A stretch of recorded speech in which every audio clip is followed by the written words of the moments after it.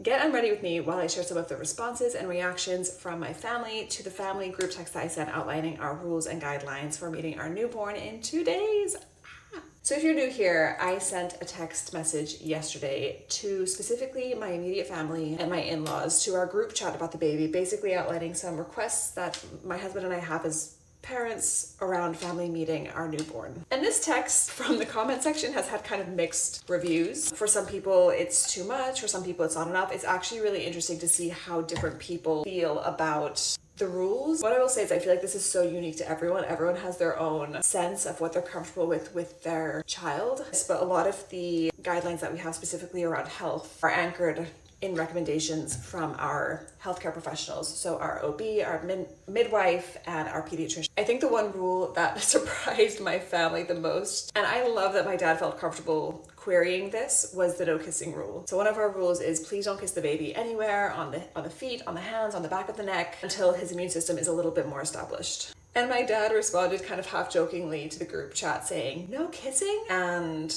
I'm really lucky that I felt totally comfortable telling him, yes, please, no kissing. Now, I'm not saying that I expect these rules to be followed 100% of the time. Like, I'm a realist. Mistakes happen and things slip up, and I'm totally prepared for that.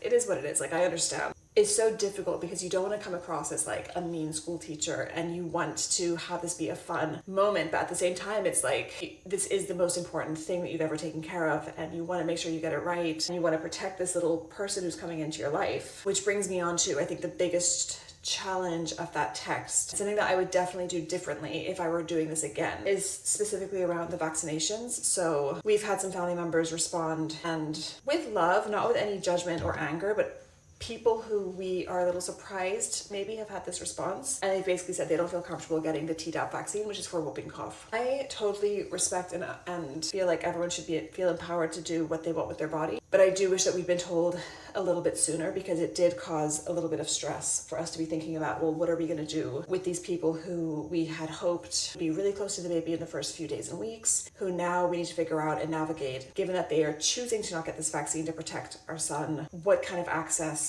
do we feel comfortable with them, while also not setting the precedent that we can say what we want as parents or guidelines that we have for our kids and then have them be disregarded. We have to hold the standards that we had set originally with people who we didn't think that we'd be in this position with. There were definitely people in the family who couldn't get the vaccine, who told us early on, and who had a very understandable reason for it. And for me, it was less about trying to be perfect and more about trying to offer as much protection as possible. And I think having people who can't get it for a reason is different from people who choose not to get it. But I respect people's decision to not get it, and it's then just about, okay, well, what do we do next? So on that note, I wish that when we had mentioned vaccinations, which to be fair, I did mention about 2 or 3 weeks ago when we were told by our doctor, I told the people who I expected to be closest to the baby, hey, this is what we've been advised by these people, these medical professionals.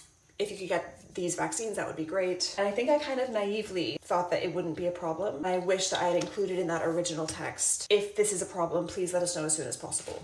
Because now we're in a position where people are flagging that they're not comfortable, and we're like 2 days, 3 days before the birth, which again, totally their choice. But then it's like today we had to call the pediatrician, better understand the risks, understand their recommendation. So we're now trying to navigate, how do we better understand what our comfort level is with these people and what we're going to ask of them when they're meeting the baby. And other than that, absolutely everyone has been supportive. But overall, I would say, I think my family had some questions. And actually, I think that kind of conversation, at least, is a healthy thing for people to be like, well, can you explain this a little bit more? And we really welcomed that. Overall, I still think the text, I'm really happy that I sent it out. The only thing I would have done differently is having asked earlier about things like vaccines, or even sending that whole list out earlier and saying, if anything's a problem, please let us know as soon as possible, because we want to avoid stress in the last week before the baby arrives. And I think that would have made things less stressful for us now, whereas we're kind of in the 11th hour trying to figure out how